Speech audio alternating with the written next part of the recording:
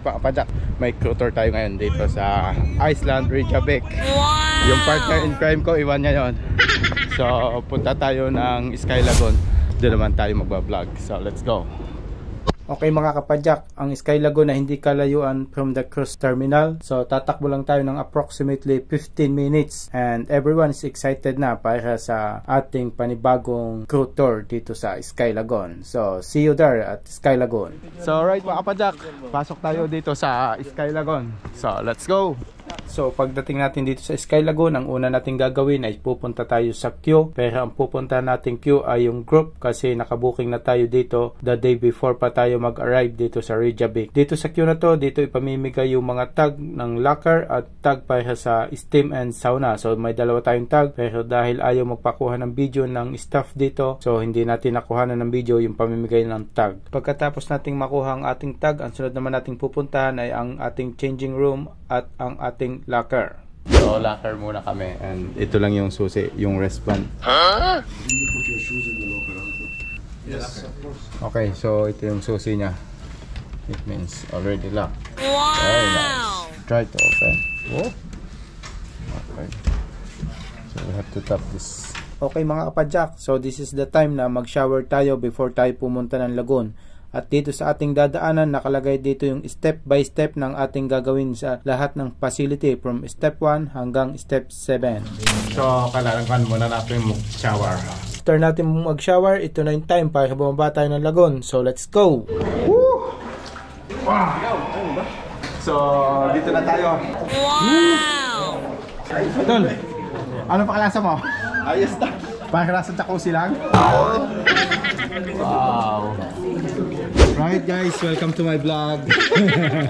Guys, napakasarap. Init yung tubig. Tapos palabas siya parang pasa open sea. Tol, ayos? Sulit? Ayos. Okay na, bawi na. Bawi. Ay, nakalive ka? Uy! Lugi ka sa amin, nagbablog kami dito. Talaga namang worth it mga kapadyak yung ating pag-tour dito sa Sky Lagoon. At higit sa lahat, napakaganda ng kanilang facility at ganoon din ang mga tanawin dito. Sobrang nakaka-relax ang sasya. Tanggal yung sakit ng katawan dito. Kapitan natin itong waterfalls na to. At ngayon mga kapadyak, tatapat tayo sa waterfalls para maramdaman natin yung kada bagsak ng tubig sa ating ulunan at sa ating likuran na para tayong minamassage. Ang init ng tubig, pero sarap, grabe. Mga kapadyak, talaga namang nakakabangha ang magandang tanawin dito sa labas.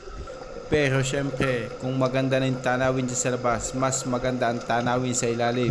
Kaya tayo, silipin natin. At ayan niya si kuya, napasisid patuloy, tanawin sa ilalim. Kaya tayo, sisid din tayo mga kapadyak, sisid marino ang gagawin natin. What? Sobrang cool dito mga kapadyak. May minibar pa dito. Huh? Hindi ko alam kung yung nagtitinda ay basa din. Nice. Sobrang cool. Yung bibili basa, tapos yung nagtitinda sa loob tuyo.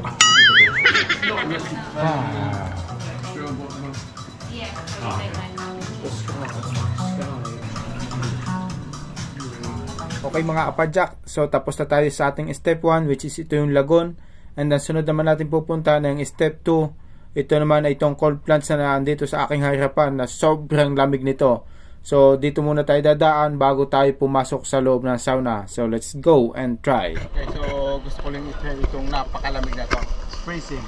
It's like ice. What? Okay mga kapadyak, kung ang lagoon ay nasa 40 degrees ang init ng tubig, itong cold plunge namang ito ay kabaliktaran. Sobrang lamig na para tayong inilagay sa tubig na may yelo. So susubukan natin kung hanggang saan ang kaya nating itagal dito. Oh my God. Let's go under it.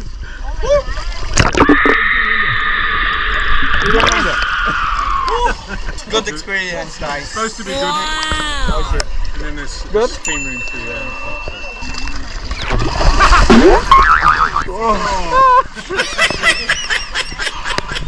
You must be from Iceland.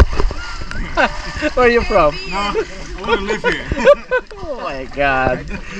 parang kinukuryente yung paa dito pag bumaba. Wow, you're strong. Sige, try mo tol. Ano? Ano pa kalasa? Pressing. Pressing. Tol, ikaw. Try mo. Try mo tol. Di. Yung pa ako. Sige na. Manid yung binti ko eh. Sige na tol. Try. Masarap tol. Hindi, lakas ang loob lang yan. Try tol.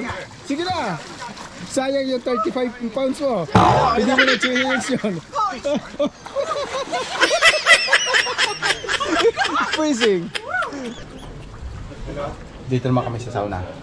Mga kapadyak, after natin ng cold plunge, ang sunod natin gagawin ay ang dry sauna. Pero bago tayo pumasok ng dry sauna, kailangan nating i-surrender ang ating black wristband sa staff, and one time lang natin ito magagamit in the whole day. Sobrang ganda nung tanawin. Okay, so pagkatapos natin mga kapadyak dito sa dry sauna, pupunta naman tayo dito sa water mist na to. Dito tayo magko-cool down. Wow! Sobrang lamig. Tasma daw yung naaputin. Galing po kami dito sa dry sauna tapos sobrang lamig. So after natin ng cool down, kuha tayo dito ng salt. Ito ipapahid natin sa ating buong katawan. Para siyang asin, pang scrub to.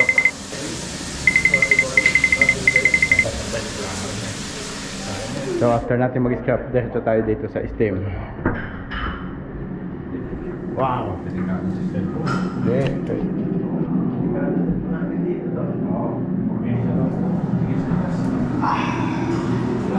Steam na tayo. Wow! Iwan lang natin yung pan, hindi kaya sa steam. Okay, so pagkatapos natin mag-steam, halos natunaw na yung asin sa ating katawan. Oil na lang yung naiiwan. So tapos na tayo dito sa sauna, sa steam. Balik na ulit tayo dito.